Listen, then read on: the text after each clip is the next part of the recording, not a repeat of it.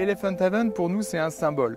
Quand on nous a présenté le projet, ça semblait complètement utopique parce qu'il n'y avait pas de précédent. Finalement, ce projet, il a rassemblé autour de lui plein de bonnes volontés et il a pu aboutir pour arriver aujourd'hui à un succès.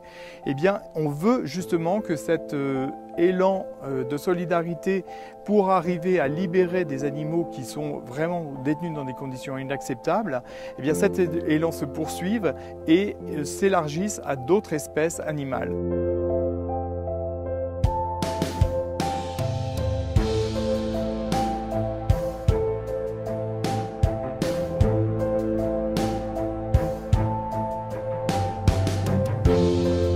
Comment va Gandhi ce matin? Elle était arrivée ici, comme tout est bien, je suis arrivée, je suis chez moi et son nuit était ok.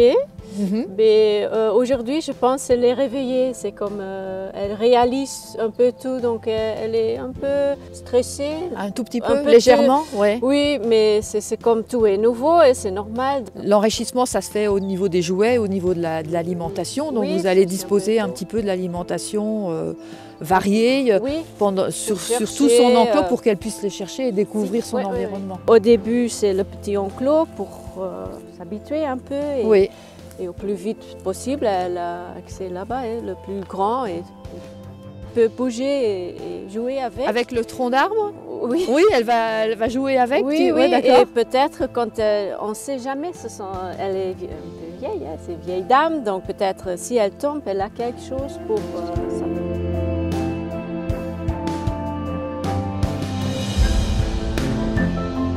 On essaye finalement de réparer ce que l'homme a fait sur des animaux sauvages.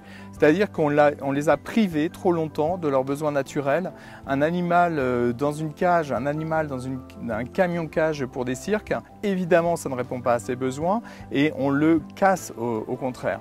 Donc le but de tout ce travail aujourd'hui est de réconcilier finalement l'animal sauvage avec l'être humain parce que tout va dans la même direction. Nous aujourd'hui on demande à chaque citoyen d'être très attentif sur la position de leurs élus, sur la question animale, parce qu'en fait il n'est pas question non plus d'élire des gens qui vont nuire à la cause que nous défendons et surtout qui ne s'inscrivent à l'inverse de l'élan, enfin de la marche naturelle qui est vers plus de respect de l'animal.